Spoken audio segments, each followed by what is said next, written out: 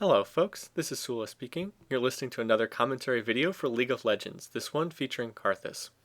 After a lot of games playing custom practice games, this is back to normal for another game. So you can see I'm playing in a team of 5 here. I'm playing along with Cole, who's playing as Morgana, with Sirun, who's playing as Shaco, with Mookie, who's playing as Akali, and Atlas, who's playing as Garen. Atlas using the League of Legends username Bertrand DeHorn, as I've mentioned in previous videos. So we are going to be matched up with another team of 5 down here. You can see we're up against a Shen, another Shaco, so we're going to have a mirror jungle Shaco match here, a Soraka, a Lee Sin, which is interesting. First time I've had Lee Sin, I think, in one of my videos. I think, maybe I could be wrong. Might have had him in one of the practice games, can't remember. And finally, a Ryze player. And note the interesting summoner choices on Soraka and Ryze. Heal, Clarity, Soraka. And I'm not a huge fan of those summoners on Soraka, but we'll see how it goes. And then Summoner Heal also on Ryze. Kind of interesting. So anyway, the game should be just about ready to get started, and we'll see how things go. Cole's connection loading a little bit slowly as normal, and here we go. Anyway, I did get a number of, well, maybe not complaints, but just at least comments from people in other videos talking about saying that a lot of my games weren't competitive enough, weren't interesting enough. Well, I mean, guys, I would like to get as many good games as possible, but the thing is, it can be hard sometimes to get really close competitive League of Legends games. I mean, the thing is, this is a very snowball-prone game, so once one team gets ahead, it is tough to come from behind. And especially if the other team knows what they're doing, if people know how to win games, it's very hard to come from behind. So what you will see especially is at sort of lower level, lower skill games, it's much easier for teams to come from behind and win because teams don't really know how to win games. But the more you practice, the less and less you see of that. So, I mean, I'm trying. If I get good games, I'll certainly cast them. But oftentimes the games aren't that close. And I figure you guys would rather have me posting videos of games and trying to show different champions, show different builds than, you know, not post something just because it's not a close game. So I'm doing my best, guys. But at the same time, I mean, I can only cast games that either I play or people send me on replays. So can only work with what I've got here.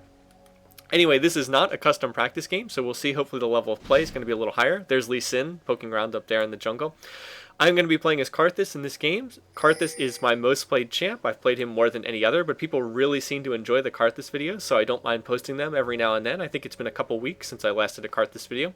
I'm going to talk not too much about Karthus' skills per se, because I've had a whole bunch of different videos doing that. I'm going to try to talk a little bit more about the metagame. I had one person suggest doing that in a comment, so I'm going to try to do that a little bit more.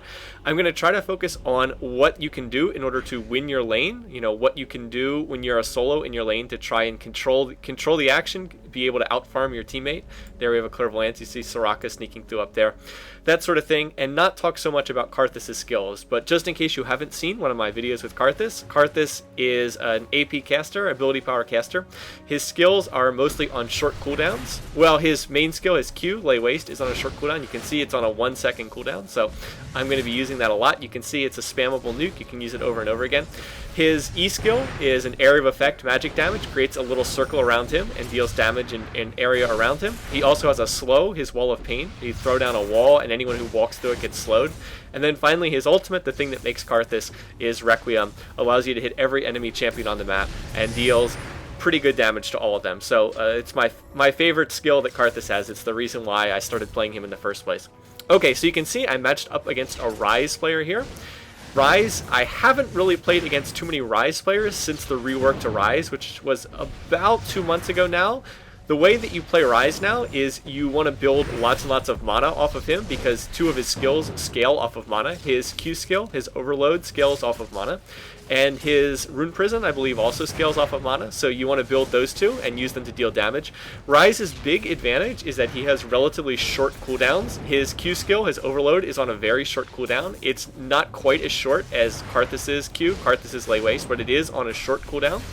And that's it right there, the little reddish-orange thing that he tosses out, that's his Overload. So at low levels, it's pretty bad, and there it is, he's using it to harass me. As you level it up, the cooldown, I believe, decreases, and since it scales off of max mana, if you build a lot of mana, then you can start doing like tons and tons of damage, and you can build tanky items, so you can be very tanky as well. Alright, anyway, there you saw Ryze and I were harassing each other back and forth. He was hitting me with some overloads. I was trying to hit him with some Lay Waste. Now, 2 things I want to point out right away. First of all, when Ryze this Ryze player bought initially, he only bought a Sapphire Crystal. Now, Sapphire Crystal is the right starting item on Ryze, but notice he didn't buy any health pots. I mean, that was really silly.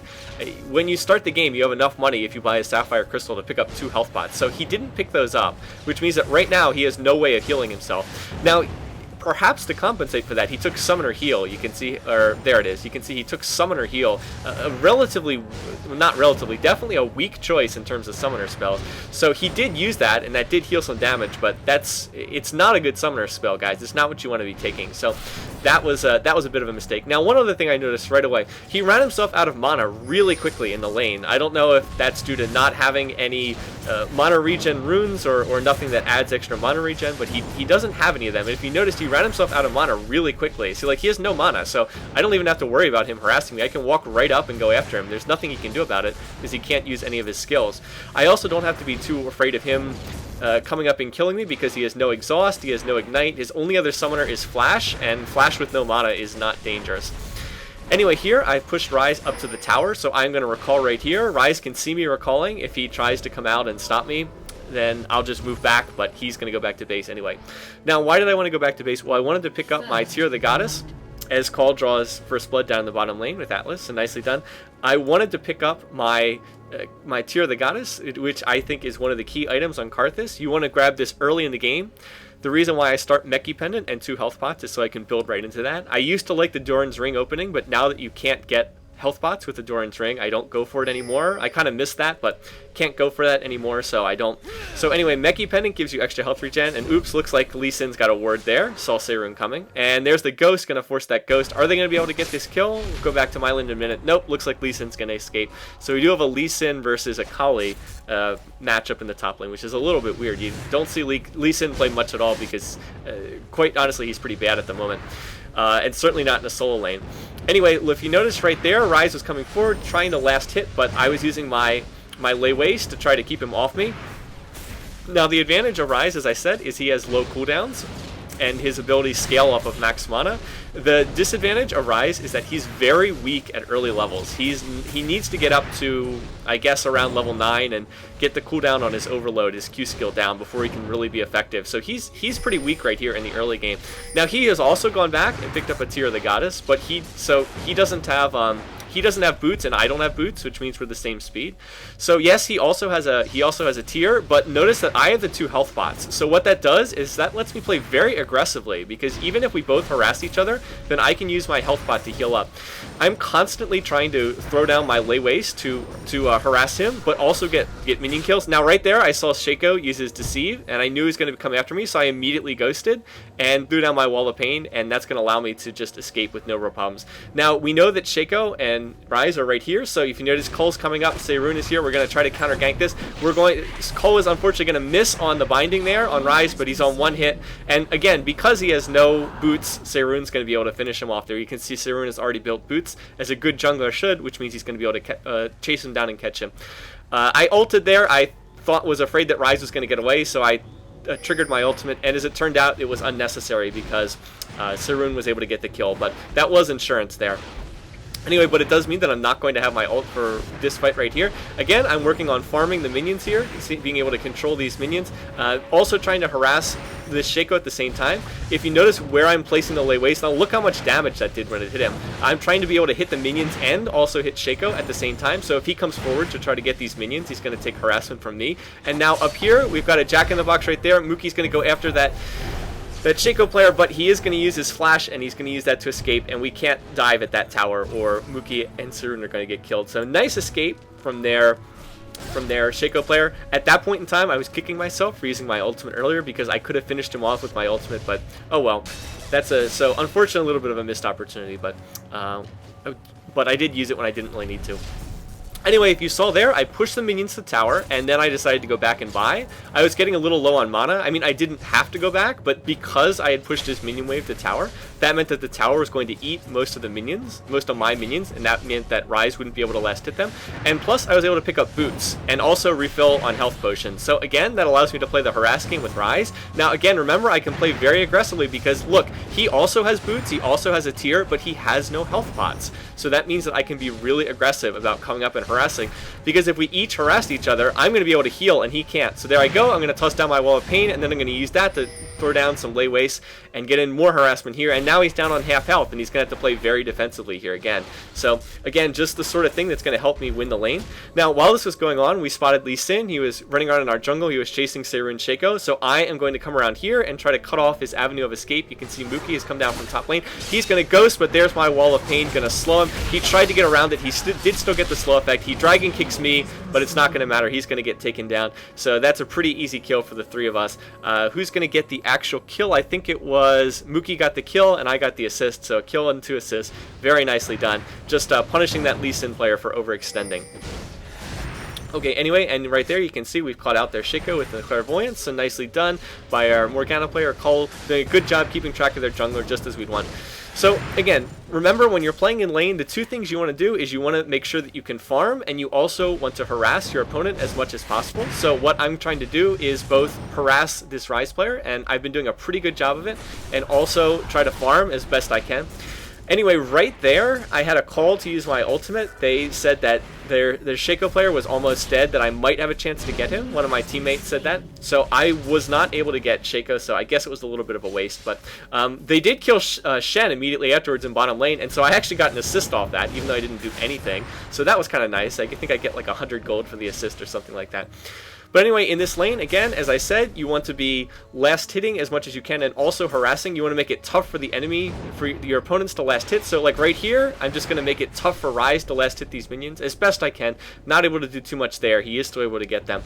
But if you look in the lane, you can see I have 62 minion kills. Ryze has 41, so I have half again his minion kills. I'm well ahead, and that's allowing me to get better items. It's allowing me to pick up those health pots. And like right here, like notice right there, I'm going to force him back with a lay waste. Then I'm also going to make sure I'm last hitting these minions. Again, you can't get so caught up in harassment that you're not also last hitting, and it takes practice to do this, but ideally you want to be able to do both at the same time. So again, you can see Ryze wants to come out to try to farm these minions, but again, I'm going to keep him back.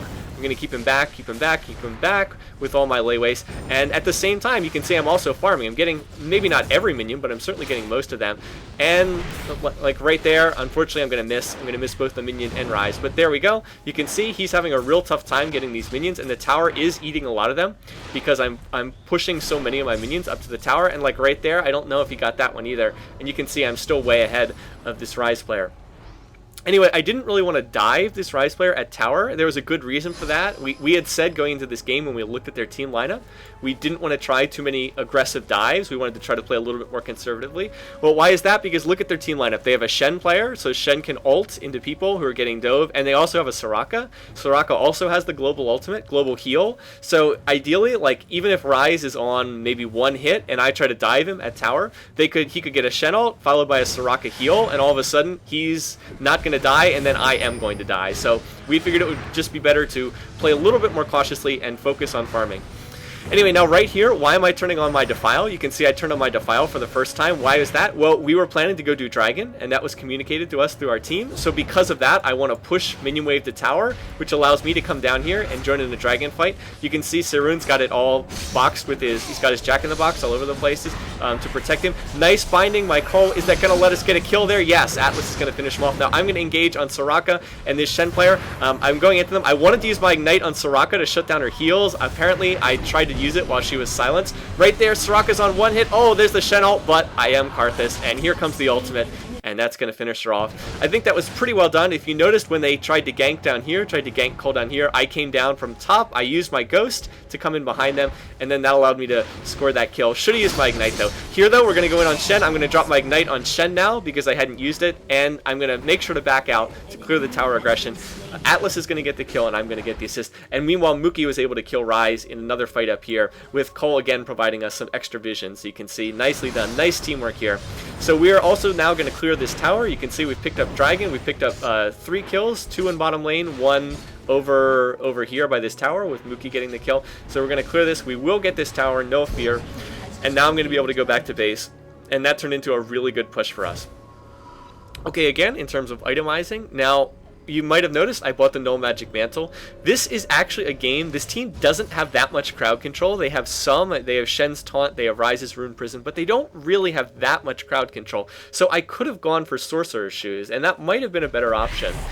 However, I decided I wanted to go for the Merc Treads, and the reason for that was because I was laning against a Ryze. I mean, now all of Ryze's damage is magic damage, so just by getting the Merc Treads, I would not only get extra movement speed and protection from slow stuns, but it would also help me lane against Ryze. So that's why I went for that. That was the logic there. If I had been laning against Lee Sin, I probably would have gone with Sorc Shoes. So that was to help me in lane.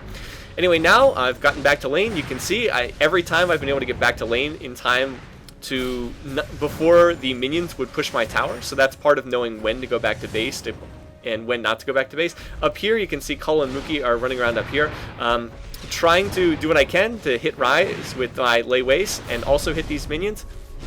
Didn't do too good of a job of that there, but doing my best. Over and over again, though, the overall goal here... Oh, there I managed to catch him with my Wall of Pain, so there we go. Gonna lead him, get in 2 more hits there. And so Ryze, you can see, Ryze is really hugging this tower now. He's playing very defensively. Anyway, the whole goal there... Oh, here comes Shen, and we did see him coming. The whole goal there was just to keep Ryze off me, to keep him at a distance. The thing is... Oh, and let's see. Well, here we go. We've got a little bit of an engagement. I guess I'll explain the logic of what I was trying to do in a minute. Over here, we've almost managed to trap Soraka. Someone was pinging it. Weren't quite able to do that. You can see everybody's pretty grouped up here mid in this general engagement here. You can see there's 4 of them and 4 of us, and Seirun is up here. Oh, Seirun's got a nice trap for somebody there if they go into those boxes. There, we do manage to catch Soraka. Again, would be nice to use Ignite, but it's still on cooldown. Not quite going to be able to get that. Now we've got a full team engagement. There comes the kick from Lee Sin. Cole getting off a nice ult. Unfortunately, it's going to get interrupted by him dying. Again, I'm trying to save enough mana to use my ultimate. I want to make sure I can use it. So here it is. Here comes the Karthus ult. Not going to kill anyone, but is going to deal a lot of damage. Going to help us get that kill on Lee Sin. You can see Ryze is also quite low. Soraka pretty low. Wish I'd popped my Ignite on somebody in that fight. That's the one real mistake I think I made there. Did a pretty good job otherwise, but really should have ignited someone. Ryze would have been a good target. Soraka would have been. Now, like there, I'm going to get off my Ignite on Ryze, and oh, look at that. I just missed my Q. Did you see that? I missed my Lay Waste there. I just barely missed him. He probably would have died if I had hit on that. So anyway, I guess that's a waste of an Ignite. Should have used it during the team fight, not afterwards. And now right here, look at this. Their Shaco player walks right into 4 Jack in the boxes, and Seirun's going to finish him off. So that's a nice little kill there from Seirun. Pretty funny stuff. Anyway, Soraka can't really defend this. I can just more or less ignore Soraka and hit the tower. I mean, she's Soraka. What's she going to do to me? She's going to silence me, but that's about it. Just as long as I get back. As soon as somebody else appears. Oh, and like right here, we got in a nice hit on Soraka, but she does have a lot of healing power. So even though Cole lands a nice binding, not going to be able to kill her. Anyway, to go back to get back to the theory of laning against Ryze, as I said before, Ryze's advantage is that he has really long range on his overload on Ryze Q, so I was trying to stay back far enough that he wouldn't be able to hit me with that, and that's why I think I was able to do that pretty effectively. Anyway, right now we're trying to get this tower. You can see Soraka is really low, needs 1 more hit to go down. Mookie is going to get here. Now I'm trying to finish off this tower, just needs 1 or 2 more hits, but I'm taking way too much damage, so even though the tower is going to go down, they're going to kill me as well. However, am I going to be able to get any of them? You can see I'm throwing down my slow on that Ryze, even though I'm dead. Always like using Wall of Pain, but Ryze is going to flash. Looks like he's going to get out of that. So we are going to go 2 for 3. Not a good exchange there. We do get the tower, but that was getting a little too aggressive by the tower. Anyway, as I was saying, the thing about Ryze is his Q has long range, his overload has long range, and it is an auto hit spell. That is, you can't dodge it. It's not like Lay Waste, which you can dodge. So I was trying to throw down my Lay Waste in such a way that he wouldn't be comfortable, that he would not want to walk close enough to get in range of his overload, and it seemed to work pretty well. So you can see I have 117 minion kills and he has 55. So you can see I'm very far in front of him. I've clearly outfarmed Ryze. Clearly have won the lane. I mean, I'm only 1-1, 1 kill, 1 death, but because I've outfarmed Ryze so effectively, that's put me very far ahead, and it's allowed me to pick up some pretty good items here. So anyway, gonna farm up these minions with my Defile and my Lay Waste. As you can see, I managed to pick up Needlessly Large Rod and Blasting Wand. I'm building that towards a death cap. This is my standard Karthus build right now. It's to start with Tear the Goddess and first level boots, then go from there straight into death cap to get the most amount of ability power, and then later on build the tier into an Archangel Staff. I don't know where the Seirun kill was. I think he was out of position over here somewhere. Oh, he was over in their jungle, I believe, out of position. Anyway, their team did not left top undefended, so I just pushed it down and took it pretty easily. You can see I threw down the ward to protect myself there. Now here we had a, it looks like, what is this, a 3-on-3, or I guess it's a 3-on-4, or now it's a 2-on-4 here. I thought that this looked like a pretty good engage because they were coming forward to our tower. As it was, though, not really such a good engage. You can see 2 members of our team have already died. I go in here, I'm going to get off my Ignite, I'm trying to fight these guys, but it's just not a good fight. You can see Soraka even going to use her area of effect, her global heal there. Anyway, I am going to get my ult off. Ryze is on so little health. Cole's going to finish him off, so I'm going to pick up some assists there. But and this is not going to be a total disaster, but it wasn't a good fight in the end. Looking at this in retrospect, really probably shouldn't have fought that.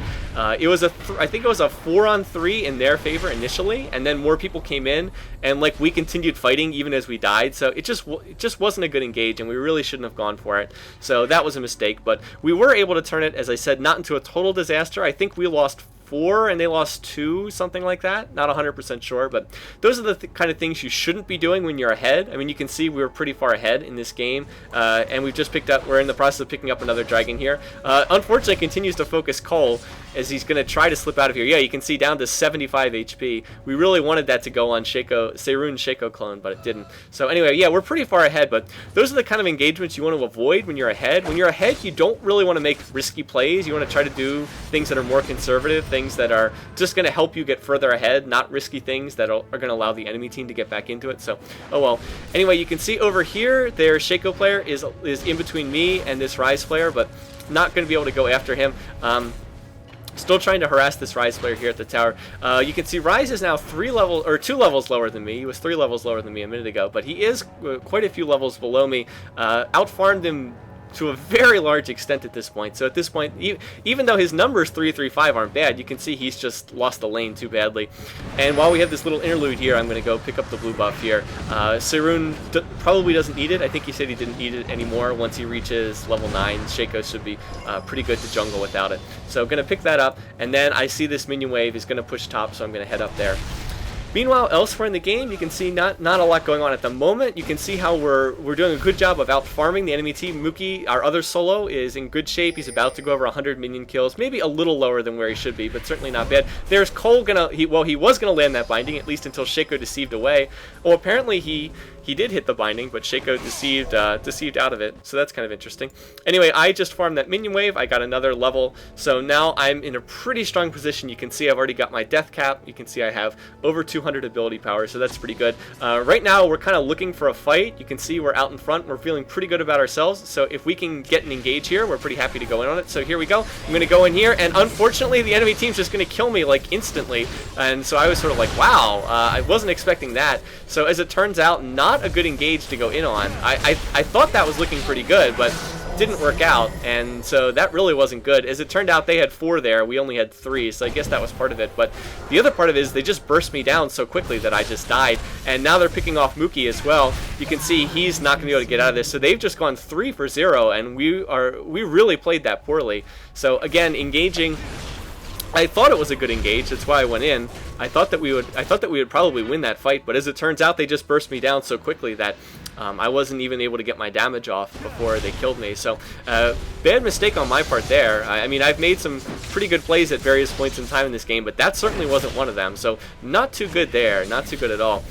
Anyway, now I'm trying to get back into the fight. So we're obviously just trying to defend this tower, waiting for people to get back. You can see there's their Shaco. We're just trying to trap him in a wall of pain here, if I remember. So yes, I do get the slow, but his Jack-in-the-Box is going to stop me from chasing him, unfortunately. So can't do too much there. We still have Cole protecting that top lane from that particular attack. And now watch here what Lee Sin's going to do. He's going to hit me with his Q, and then I was hoping he'd dash in, and he does, but he's able to dash back out again. And then Soraka heals kills him instantly. So I was sort of like, wow, I was kind of hoping he would dash in there because I thought he'd take a ton of damage from the tower. But nice play by their Lee Sin player just to get out of there. Anyway, now Cole has come down from top lane. You can see Seirun is real close here too. So now we're trying to pick a fight here because we have the numbers advantage, and that's what we're going to do. So there we go. We're going to initiate on that Lee Sin player first, and there we go. I'm going to get credit. Now we're going to slow Soraka there.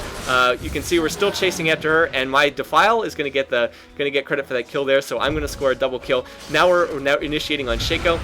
Don't think we're going to be able to get him. That's funny. There's the Black Shield in order to protect against the Shaco box. So we do score 2 kills there. And I didn't even have to use my ultimate, which was nice.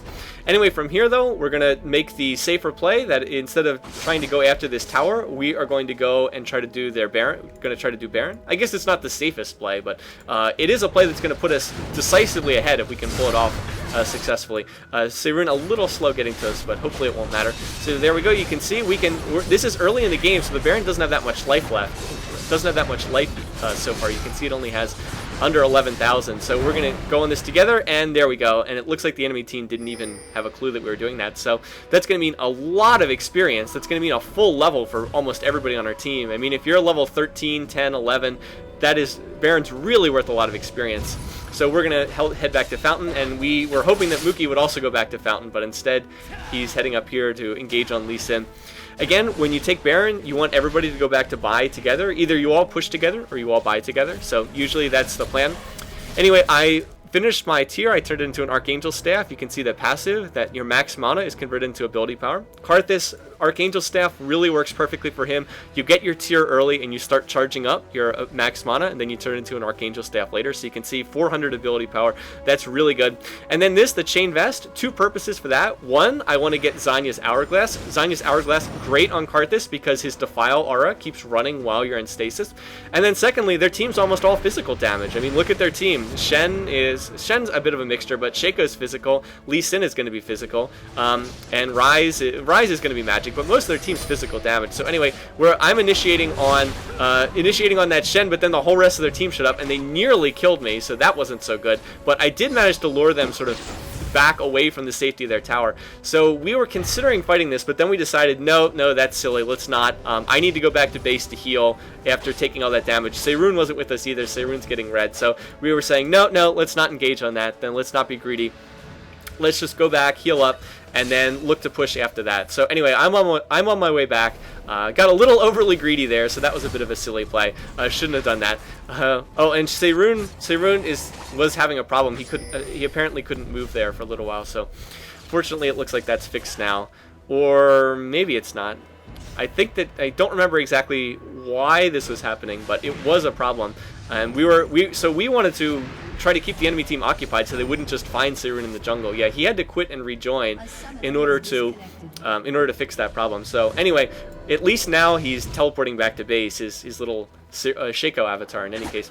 So instead of pushing lanes, because we only have 4, we are going to do safer stuff. We're going to go take Dragon again. I mean, here they come. You can see they're going to come after us, but we're happy to fight them. We've already taken Dragon, so here we go. I'm going to initiate here, throw down my Wall of Pain to get the slowing effect, just tossing down Lay Waste. You can see how much area of effect damage I'm doing. My Defile aura is just melting their team, and for some reason they're not focusing me. So here we go. Going to continue going in here. I want to get off my Ignite. Oh, it's on cooldown. Never mind. So I can't get that off. So we are going to score 2 kills on their Shaco and their Lee Sin player. Now we just need to catch this Ryze player. I'm going to Ghost after him. I just need to get that wall, and there it is. He's slowed, and that's going to ensure a kill on that Ryze player. Someone just had to pop his Banshee's Veil, and that would ensure that we were able to get the kill, and fortunately someone was able to do that.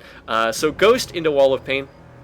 By the way, so on most mage champs, you often will want to take Flash and not Ghost. So the reason why I don't do that with Karthus is to chase people with his wall. And anyway, here we're just cleaning up more kills on their team. Pretty easy when it's a 5-on-2. 4-on-2. Seirun Shaco is now coming back, and Mookie just barely surviving. Anyway, on Karthus, the reason why I think Ghost works better is you want to throw down your Wall of Pain and slow people and then chase them down. So that's why I think Ghost works better on Karthus than Flash. Like, Karthus doesn't really have as much burst as a lot of other mages. He's more damage over time with his Defile aura. So anyway, that's why I run Ghost on Karthus. Like, if you were going to flash in as Karthus, like, what would you flash and use? I mean, he doesn't have a stun. So I figure You do better by slowing with the wall and then ghosting after somebody who's been slowed, and then you can land repeated Qs, repeated lay wastes on them. So anyway, we pushed, we got that tower. We didn't go for the inhib. We decided to back out because most of their team had revived. It just seemed a little bit too greedy. I mean, that inhib's exposed. We can go and get it on the next push. There's no reason to overpush. We're way ahead in this game. You can see we're ahead 23-12. No reason to be greedy. So anyway, we're just going to go back. We're going to clear lanes. You can see Mookie's going to push back top. He's going to farm it a little bit more. I'm going to pick up the blue buff, and then after that, I'm going to go back to base. And now that I have all this gold, I can get a needlessly large rod, which will put me one step closer to Zanya's hourglass.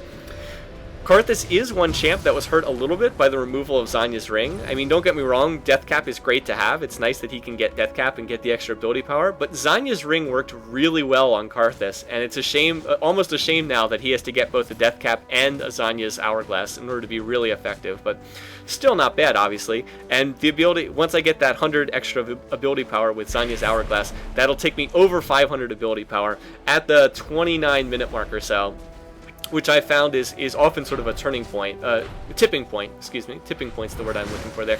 Bit of a tipping point. Once you get over that much ability power, you start running your Defile, and you can see I'm doing 220 magic damage per second to anybody in my aura. So all I need to do is trap them with my wall, and you know they're pretty much going to go down. So it's unfortunate I didn't have my ghost. If I had my ghost off, I could ghost in there, toss down my wall, and engage, but probably safer just to wait for the rest of the team anyway. And also a shame that we weren't able to get that binding. So anyway, we want to go for this. We want to go for this inhibitor. Now we're aware that they're backdooring us in top lane, but I mean, if this turns into a base race, we're gonna win because we're way ahead of their team, and we're already on an inhibitor while they're not even close. So I would say this is not the time to try backdooring in a situation like this because we're just gonna straight push into their base and win. So anyway, Shen gonna ult in. So that is gonna give them 4 here, but that does mean it's still gonna be a 5-on-4. You can see they're really focusing on Cull for some reason. I don't know why. I don't know why I'm being so hesitant here to engage. I think we wanted to engage not next to their tower. Oh, we were trying to pull them out of their base, and then we're going to engage. So here we go. Now we pulled them out of the base. So there we go. Going to go in. There's the Defile. There's the Defile. I need to get off my Ignite. I got it on Shaco. Maybe not the best target, but oh well. So going to go in on him. I'm very low, but I'm still doing so much damage. If I die, it's not that bad of a thing. And there's the slow. There's the exhaust. We're going to polish him off as well. So that's going to allow us to score that. And Mookie scored a triple kill there. I think I got some of the kills. I think I got 1 or 2 of them. So anyway, at this point with the team aced, this is over. And we didn't even have Seirun for that last fight. We were still able to beat them. So anyway, I'm very low. The minions might kill me here. I have to be a little bit careful of that. But oh well, if they would kill me, I could actually keep auto-attacking the Nexus even if I was dead. Or no, I can cast spells. I can't auto-attack when I'm dead. But there we go, 40 HP. Going to finish off the game, and it's going to wrap this one up. So well played. Fun game for us. We're able to win despite Seirun's connection issues. It would have been even easier if he had not had those. So anyway, going to take a look at the stats here and wrap this up. I finished the game 8-3-14, a good Karthus game. I don't know about spectacular, but certainly well played. I think it would have to be. Definitely made some mistakes at time, but I was able to farm up enough ability power to get, farm up enough items to get a good amount of ability power, and from there, you can just turn on your E in the middle of team fights, and you're going to be doing a ton of damage, and even if you die, it almost doesn't matter that much, because they're still going to be getting hit by your area of effect damage. Mookie, you can see, 9-4-6, he did a very nice job as a Kali. He was able to pick off people pretty well in a lot of those team fights. You can also see how well he did at farming, 151 minion kills, so well done there. You can see Atlas builds straight tank. He's got Force of Nature, he's got a Sunfire Cape, and he's building towards Guardian Angel. So six kills, only 1 death, and 15 assists. Very nicely done. He was the tank on our team and played it quite well. Cole also killed the King of Assists in this game. He had some nice clairvoyances. It's a little weird that he only had the 35 minion kills, so I'm not exactly sure what happened there. Morgana, really good at farming, using her pool. So I mean, I realize he was in the dual lane, but I'm not exactly sure what happened there. And then Seirun, a good game, marred, of course, by his connection problems at the end. He would have been in on more of those team fights and gotten more assists if he had been there. So in terms of the larger game here, you can see the reason why we were able to set things up so well, I think, was just the fact that I was able to get so farmed up with Karthus. You could see always farming relentlessly throughout the game. I really tried to keep Ryze back away from me. If he stayed close to me, then he could have done some really effective harassment with his overload with the Ryze Q. But I was able to keep him away from me at a distance using my lay waste. When you're playing as Karthus, that's really the key thing you want to do. If you can keep them away from you, if you can keep them sort of dancing on their toes with your lay waste, then they're not going to be able to harass you effectively, and you're going to be able to last hit minions pretty well. So for Karthus, the champions that really cause him problems are the ones who can charge at you, the ones who can close distance quickly. Like, for example, Akali. I mean, Karthus just gets destroyed by Akali because you can't do that. Akali can shadow dash in, or shadow dance, I think it is, and just be on you immediately, and then there's nothing you can do. I mean, then she's at melee range and you're screwed. Whereas a champion like Ryze can't really do that so much. I mean, I guess he could flash Rune Prison, but that's about it. So for Karthus, that's what you want to do. You want to keep them at distance, use your lay waste, keep them away from you, and if you can do that, you can usually farm up pretty effectively. You just have to remember that you also have to last hit minions. You can't just harass the other guy. You have to last hit minions too, and that'll take some practice with using the lay waste in order to do properly. Anyway, so hope you enjoyed this. Thanks for watching. Thanks for listening. I was glad to be able to cast a normal game after doing a whole bunch of custom games for a while, so I hope you enjoyed this. I'll try to do more games soon and try to show you some other new champions. But for those of you who enjoy Karthus, I hope you like this video. So until then, take care.